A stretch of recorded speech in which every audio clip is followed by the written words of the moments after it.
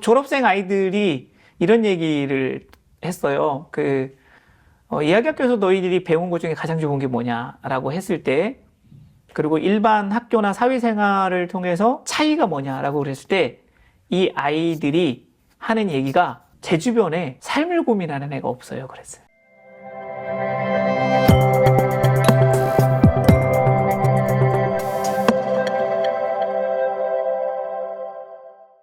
지금 그 대안학교를 하신 지 15년, 16년째 된다고 하셨는데, 그렇게 자기 길을 잘 찾아가고, 아까 역량 중심 교육?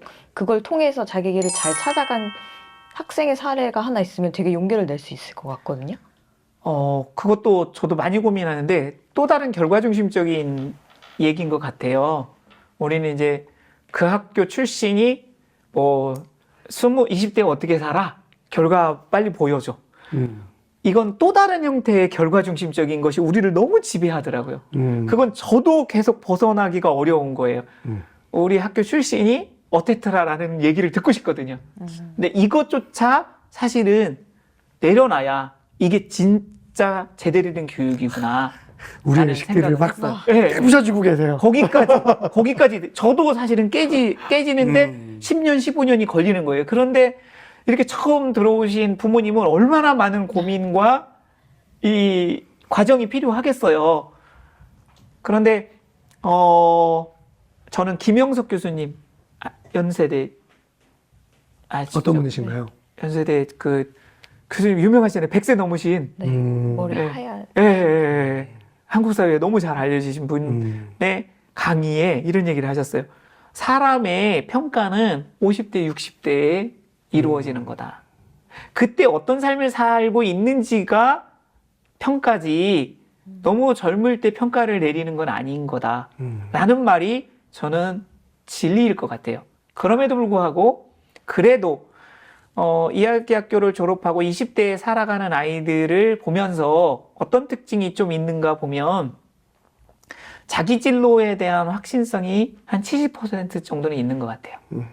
내가 무엇을 할지, 어떤 길을 찾을지에 대한 찾는 과정을 저 학교에서는 넣어주거든요. 그러니까 너의 이거야를 찾아주는 게 아니라 진로 설계를 이렇게 하는 거야를 배움의 과정을 익혀줘요.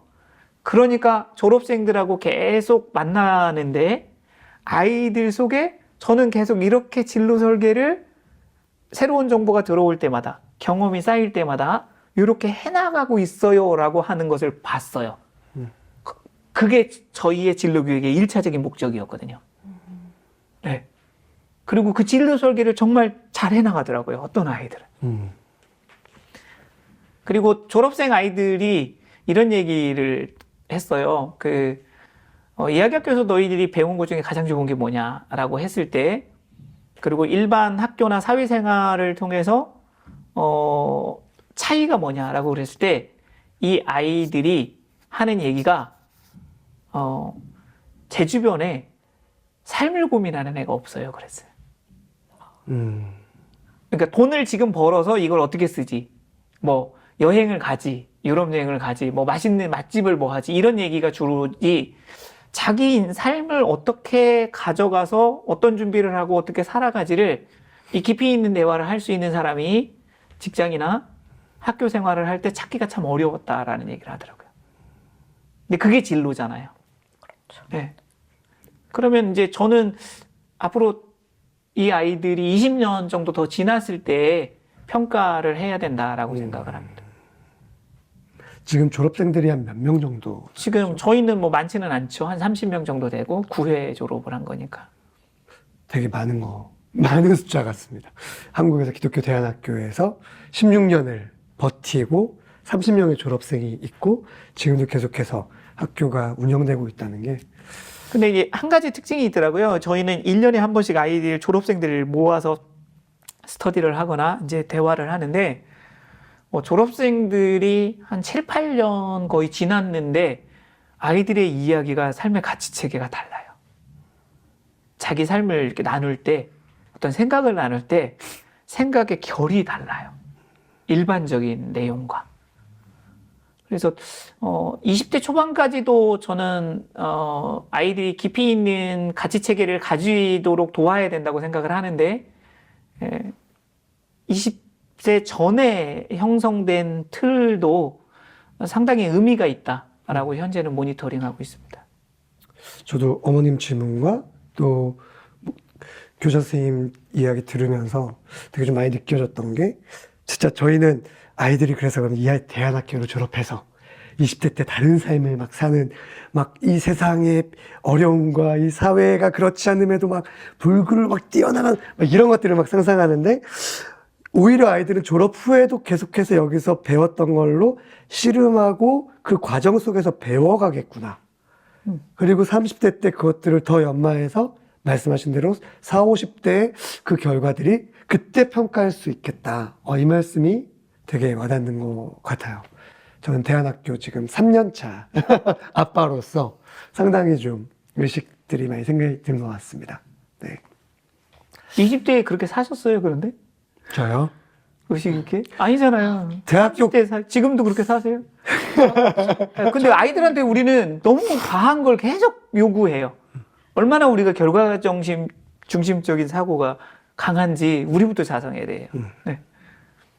저는 솔직히 아직도 제가 뭘 좋아하고 뭘 하면서 살아야 될지 모르겠거든요. 40대인데도. 그래서 저희 아이는 이 교장 선생님께서 말씀하신 과정을 거쳐서 진짜 자기가 평생 하고 싶고 잘할 수 있는 일을 찾아서 제 나이인 40대가 됐을 땐 행복해하면서 그 일을 쭉 해나가면서 살 수 있는 아이가 되게 기대하는 마음이 생겼습니다. 네. 저 교육이 쓰다가 이 채널이 왜 있어야 되는지 더더욱 깊이 좀 생각해보고 좀 느끼게 되는 시간인 것 같아요. 되게 오늘 사실 촬영, 편집된 버전을 다들 보시겠지만 아마 다들 아시겠지만 정말 많은 시간을 저희가 찍고 이제 편집을 할 텐데 그럼에도 불구하고 이 시간이 모자라네요. 한 번으로 뭐 계속 갈 거니까요. 예, 한 번으로 끝나면 안 될 것 네네. 같습니다. 예, 오늘 어쨌든 첫 시간을 저희가 함께 했는데 일단 오늘 어떠셨는지 어머님. 제가 처음 이렇게 패널로 초청받아서 함께 하면서 제가 생각했던 것보다 훨씬 깊이 있고 좋은 내용을 많이 들었고 저는 앞으로 매번 이제 컨텐츠가 올라올 때마다 정말 구독하고 네, 구독해서 꼭 빠짐없이 듣고 좋아요는 꼭 눌러야겠다는 네. 생각이 들었습니다. 팬이 돼버렸어 벌써. 네, 아직 벌써. 방송도 안 됐는데. 편집도 시작 안 했는데 기대하셔도 좋을 것 같아요. 네. 아마 당분간 좀 패널로 계속 나오셔야 될지도 모릅니다. 불러주시면. 저도 사실 아까 말씀드린 것처럼 대안학교에 아이들을 보내고 있는 아빠로서 또 이렇게 이 방송을 진행하면서 사실 좀 많이 고민하고 그래도 3년차 생각들도 많이 하고 또 한 달에 한 번씩 있는 교육들을 통해서 의식들이 많이 변했다고 생각을 하지만 또 함께 대화를 나누면 나눌수록 아직도 내 안에 굳어진 이 몸으로 익혔던 이 사회 속에서의 그런 여러 가지 생각들과 가치관들이 남아있구나.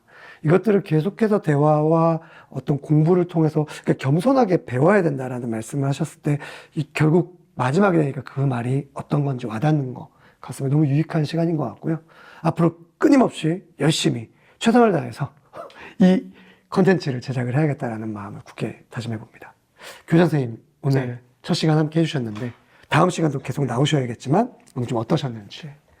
패널이 워낙 훌륭하시고 사회자가 훌륭하셔서 편안하고 자유롭게 하고 싶은 얘기를 펼칠 수 있는 그랬나요? 기쁨을 맛봤습니다. 네, 여러분과 함께 계속 이런 이야기를 나눌 수 있는 앞으로도 더 기대되는 것 같습니다. 네, 고맙습니다. 네.